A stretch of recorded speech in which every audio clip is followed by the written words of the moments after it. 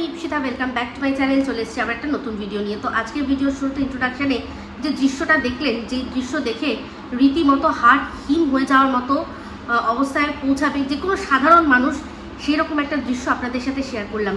বেশ কিছুদিন আগে মনে আছে আশা করি আপনাদের, যে ম্যাডাম তার লাইভে বলেছিলেন যে প্রত্যেকটা মানুষের এখন উচিত বাড়িতে সিসিটিভি ক্যামেরা লাগানো। বিশেষ করে আপনি আপনার ছেলেকে বিয়ে দিচ্ছেন, বাড়িতে বৌমা আনছেন, সিসিটিভি ক্যামেরা লাগিয়ে রাখুন। কারণ যে বৌমা এসে আপনার জীবনে চিনি গুলবে নাকি বিষ গুলবে আপনি কিন্তু জানেন না। কিন্তু যদি বাড়িতে সিসিটিভি ক্যামেরা থাকে তাহলে অন্তত আপনি পরবর্তীকালে যদি আপনাকে ফাঁসানোর চেষ্টা করা হয় তাহলে আপনি সেখান থেকে বাঁচার জন্য নিজের জন্য একটা রাস্তা তৈরি করে রাখতে পারবেন, আপনার কাছে প্রুফ থাকবে। তা যাই হোক, সেটা শুনে অনেকেরই মনে হয়েছিল যেটা খুব ঘৃণ্য ব্যাপার। দেখুন, আমি মনে করি যে মেয়ে বাড়ি হোক বা মেয়ে বাড়ি হোক, যদি সম্বন্ধ করে বিয়ে হয় তাহলে কিন্তু এই সিসিটিভি ক্যামেরার কথাটা অবশ্যই তাদের নিজেদেরই বলে দেওয়া উচিত। আজকের ডেটে মানুষের সম্পর্কের যা অবস্থা হচ্ছে তাতে সবারই বাড়িতে সিসিটিভি ক্যামেরা লাগানো উচিত।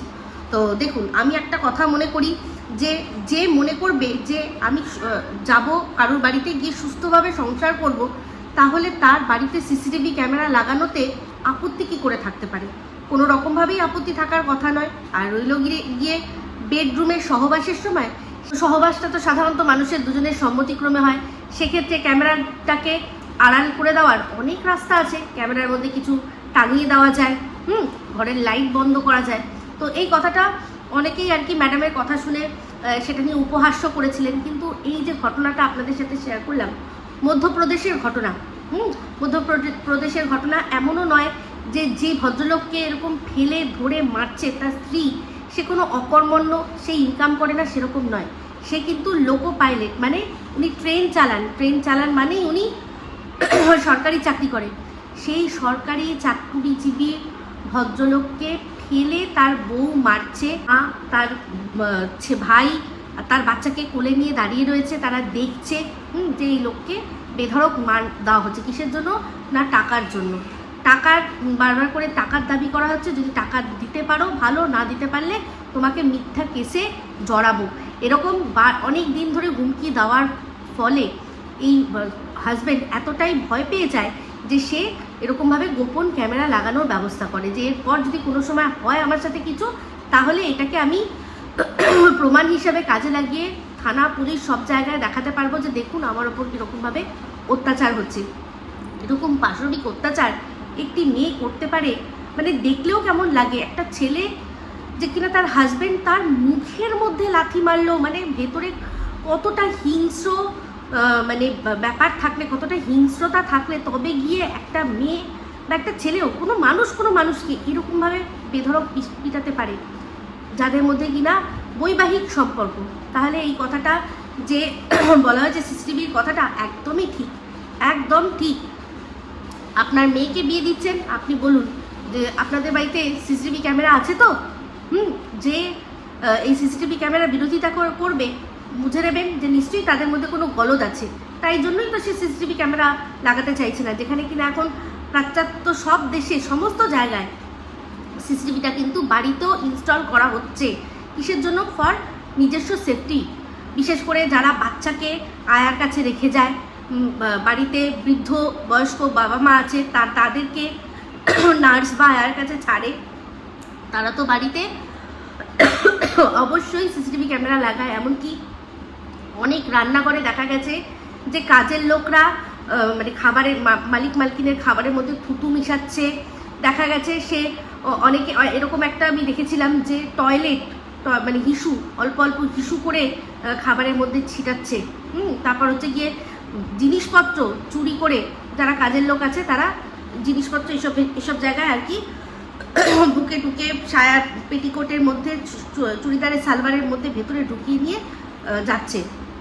এগুলো সব সিসিটিভির কল্যাণেই আমরা জানতে পেরেছি। তারপর তো চোর পুলিশ,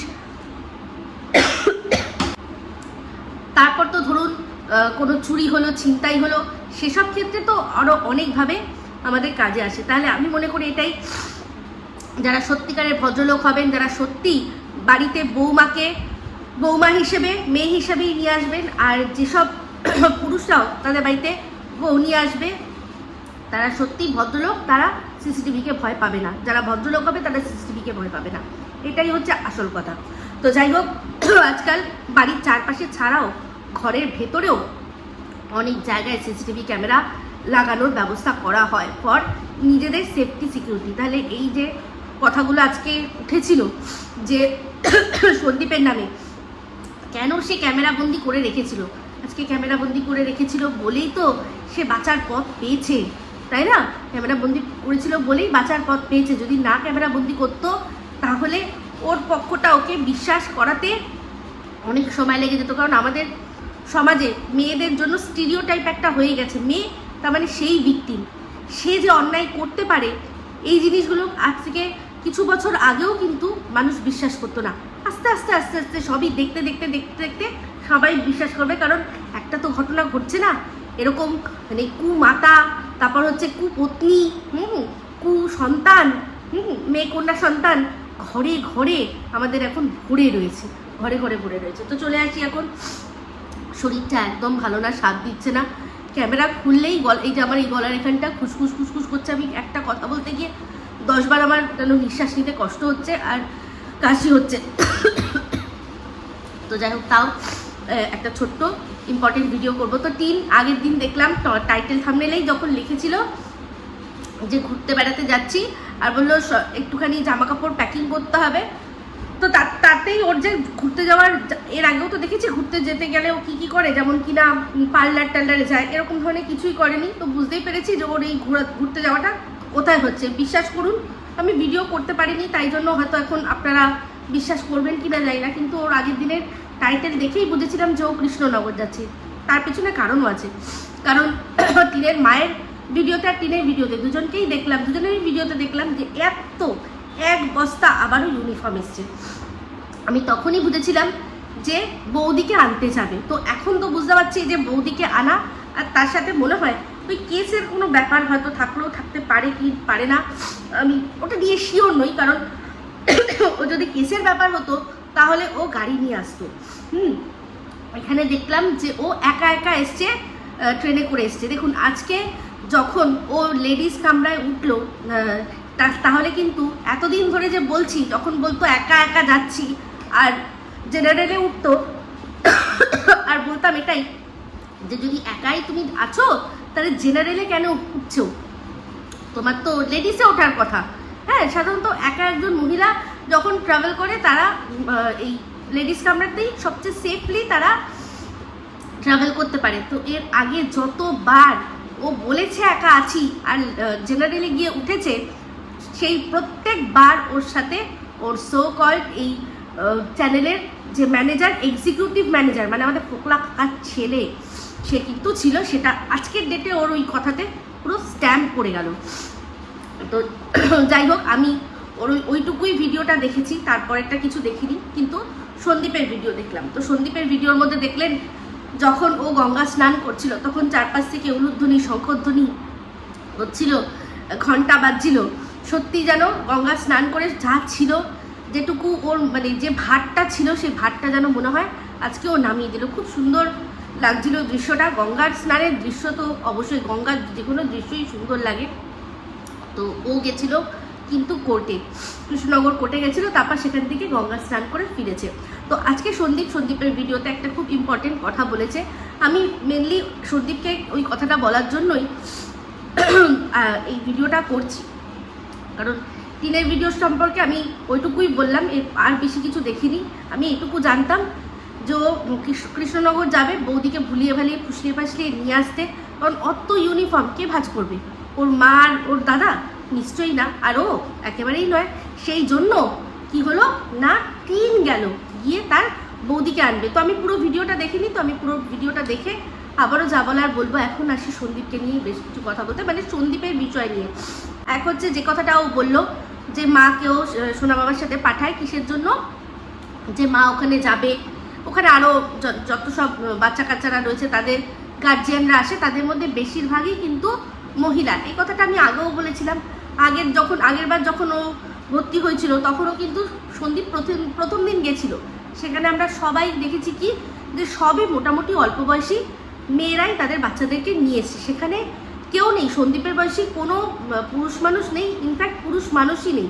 সেই জন্য ওর ওখানে অকওয়ার্ড ফিল হতো। সেই জন্য কী করেছে না, প্রথমেও আমাদের মেসমশাইকে পাঠিয়েছে, কারণ যতই হোক একটা বয়সের পর উনি একজন বয়স্ক মানুষ, ওনার অকওয়ার্ড ফিল হওয়ার কোনো ব্যাপার নেই। আর ওখানে যে অল্প বয়সী মেয়েরা থাকে সেখানে ওনার বসে থাকতে কোনো অসুবিধা নেই, তারা তাদের মতো, উনি ওনাদের মতো। কিন্তু সন্দীপ বসে থাকলে কিন্তু ওটা সত্যি একটু অকওয়ার্ড লাগতো, সেই জন্য উনি যেতেন, ভালো ছিল। তো এখানে এখন সন্দীপদের বাড়ির একদম দুপা পার পরেই হয়েছে স্কুল। তো সেই স্কুলে শিলাদেবী যান আর সেখানে উনি বসে থাকেন। বসে ওখানে আরও যারা আছে বাচ্চাদের বাবা মারা আসে, মনে হয় বিশেষ করে তাদের ওখানেও মারাই আসে, বাবারা কি করে আসবে, কারণ বাবাদের তো সে সময় হয়তো অফিস থাকে বা অন্য কোথাও যদি কোনো যারা দোকানপাট যা হোক কোনো ব্যবসার সাথে যুক্ত, দুপুরবেলা সেটা কাজের সময় থাকে। তো মেনলি সাধারণত এখানে কিন্তু মারাই যায়। তো সেখানে আমাদের শিলাদেবীর একটু গল্প করার মানুষ হয়, আর যতটুকু সময় উনি ওখানে বসেন ততটুকু সময় উনি রেস্ট পান। হ্যাঁ, একদমই তাই, এই কথাটার সাথে সহমত পোষণ করছি। কারণ শিলাদেবীকে দেখেছি, উনি কিন্তু একটা এমন মানুষ, উনি কাজ খুঁজে কাজ করেন। যেই জিনিসটা কিন্তু ওনার মেয়ের মধ্যেও রয়েছে।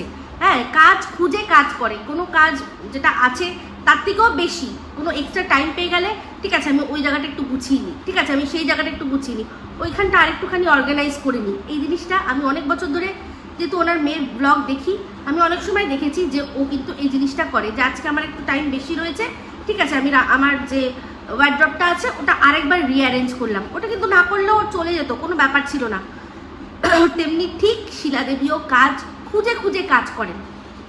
আচ্ছা আমার সব কাজ হয়ে গেছে, ওই কাজটা তাহলে একটু আমি করি, ওই কাজটা একটু করি। সেক্ষেত্রে কি হয়, ওনার কিন্তু রেস্ট হয় না। আর এটা সত্যি কথা, যতক্ষণ সোনা বাবা জেগে থাকে, যতক্ষণ সোনা বাবা কথা বলতে চাইবে, খেলতে চাইবে, ততক্ষণ কিন্তু ওনার সোনা বাবার সাথ দিতেই হয়। তো সেক্ষেত্রে রেস্টটা কিন্তু একবার বাড়ি এসে গেলে আর হয় না। বাড়িতে খাওয়া দাওয়া, তারপর আরও যা যা কাজকর্ম, তাতে টাইমটা চলে যায়। ওই যে ওইটুকু সময় উনি ওখানে যান, 5টা মানুষের সাথে কথা বলেন, রিল্যাক্স ফিল করেন, আলাপ আলোচনা, জনসংযোগটা বাড়ছে, আর তার সাথে সাথে কি হচ্ছে না, উনি রেস্ট পাচ্ছেন। তো যাই হোক, এইটা শুনে এই কথাটা শুনে দেখলাম আমাদের মৌসিজি তো মানে কি বলবো, তেড়ে পুড়ে নেমে এসছে, এসে বলছে যে হ্যাঁ আমরা তো আর কোনোদিনও বাচ্চা কাচ্চা মানুষ করিনি, তাই জন্য আমরা তো আর ওই যে বসে কি যেন বলে বাচ্চাদের স্কুলে দিয়ে বসে থাকতে হয়, এটা তো আমরা জানি না। হ্যাঁ মৌসিজি, বুঝতেই পারছি আপনার মনে হয় কোনো লোকজন ছিল মনে হয় দিয়ে আসতো, আপনি এগুলো করেননি। যদি সম্ভব হয় আপনি যান, গিয়ে খবর নেবেন। আমাদের এখানে এই ভালো ভালো দুটো স্কুলের নাম বলছি, সেখানেই খবর নেবেন। সাউথ পয়েন্ট, পাঠভবন, এইসব স্কুলের অনেক আর কি গার্জিয়ানরা তারা একসাথে চাঁদা তুলে ওইসব এরিয়ায় ঘর ভাড়া নিত। কিসের জন্য, যে আবার যাব আবার আসবো, এই যে ট্রাভেলটা, তার চেয়ে বরং এখানেই আমরা একটা ঘর নিয়ে নিই, বাচ্চারা যতক্ষণ স্কুলে থাকবে আমরা ততক্ষণ বসবো, এখানে একসাথে বসে গল্প টল্প হবে। তারা খাবার টাবার সব বানিয়ে নিয়ে গিয়ে পিকনিকের মতো করতো। আপনার যদি মোটামুটি এইরকম লেভেলে স্কুলে যাওয়া কোনো আত্মীয় স্বজন থাকে, আপনি জিজ্ঞাসা করবেন। এই দুটো স্কুলের নাম আমি জানি, কারণ খুদ আমার বান্ধবী তার 2 ছেলে মেয়েকে স্কুলে ঢুকিয়ে এরকমই একটা গ্রুপ ছিল, তারা একসাথে 10 জন মিলে একটা কামরা ভাড়া করেছিল। ওখানে ওরকম পাওয়া যায় মান্থলি বেসিসে। তারা রোজ ওখানে যেত, যে প্রথম গিয়ে পৌঁছাতো চাবি খুলে সে বসতো, একসাথে বসো, আর টিফিন খাওয়া দাওয়া করা, কখনো গড়িয়াহাটে গিয়ে শপিং করা, এই ধরনের কাজকর্ম তারা করতো। তারপর একেবারে বাচ্চা নিয়ে বাড়ি ফিরতো। বুঝতে পেরেছেন? তো এটাও কিন্তু একটা রিল্যাক্সেশনের কাজ। শুধু তাই নয়, এটা তো আমি তো ঘর ভাড়া করার কথা বললাম, অনেক স্কুল আছে যেখানে এইরকম ধরনের মাদের গ্রুপ, তারা বেশিরভাগ অনেকে আছে সাউথ সিটি বা যেখানে যে স্কুল, তাদের কাছাকাছি যে মলগুলো এখন হয়েছে, এখন মল কালচার হয়েছে, সেই মলে গিয়ে বসা, উইন্ডো শপিং করা, বা বাচ্চাদের স্কুলে গিয়ে মর্নিং শোতে গিয়ে সিনেমা দেখা, এগুলো সমস্ত করে। এগুলোও কিন্তু যেহেতু এরা আরবান, যেহেতু এরা শহরে থাকে, সেই জন্য এটা পসিবল হয়। এটাও তাদের একটা রিল্যাক্সেশনের জায়গা, একটা বন্ধুত্বের জায়গা। ঠিক আছে? আপনি মনে হচ্ছে ওই ছাতু স্কুলে, মনে হয় ছাতু স্কুলে বাচ্চাকে ওই টিফিন বক্সের ওই যেরকম ক্যান হয়, ক্যান দিয়ে পাঠাতেন, আর সেখান থেকে বাচ্চা আবার বর গিয়ে নিয়ে চলে আসতো, আপনি ঘরে থাকতেন। এমনি বাচ্চা বড় হয়ে গেছে, জানি না কীরকম বাচ্চা বড় করেছেন, কিন্তু আপনার এই কথা শুনে খুব ভালো করেই বুঝতে পারছি, আবারও মানে খুব ভালো করে বুঝতে পারছি যে প্রপার শহরে আপনি মনে হয় থাকেননি, ওই একটু মফস্বলের দিকে থেকেছিলেন না।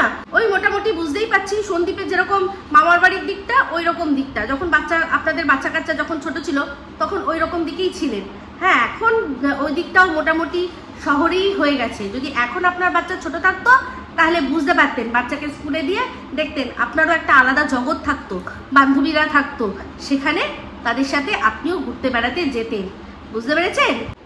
তো যাই হোক, শিলা দেবীর এই যে সোনা বাবা স্কুল যাওয়া নিয়ে, ওখানে সময় কাটানো নিয়ে, ওখানে সবার সাথে গল্প করা নিয়ে যে কথাগুলো সন্দীপ বলল, তাতে একটা কথা তো পরিষ্কার হয়ে গেল যে এর আগে যে শাখা বাঁধানো নিয়ে কথাগুলো উঠেছিল, যে শিলা দেবী নাকি স্কুলের অন্য কোনো বাচ্চার গার্জিয়ানের সাথে আলোচনা করেছিল যে আমার ছেলে আমাকে সোনা বাঁধানো যে শাখাটা দিয়েছে আমার নামেই দিয়েছে, ওটা অন্য কারোর জন্য খুলে নিয়েছে। ওই কথাগুলো যে সম্পূর্ণ বানাওয়াটি, একটা মিথ্যে সন্দীপের নামে চক্রান্ত, এটা আপনারা পরিষ্কারভাবে আজকে বুঝতে পারছেন তো যে সন্দীপের সাথে কত বড় চক্রান্ত খেলা হয়েছিল।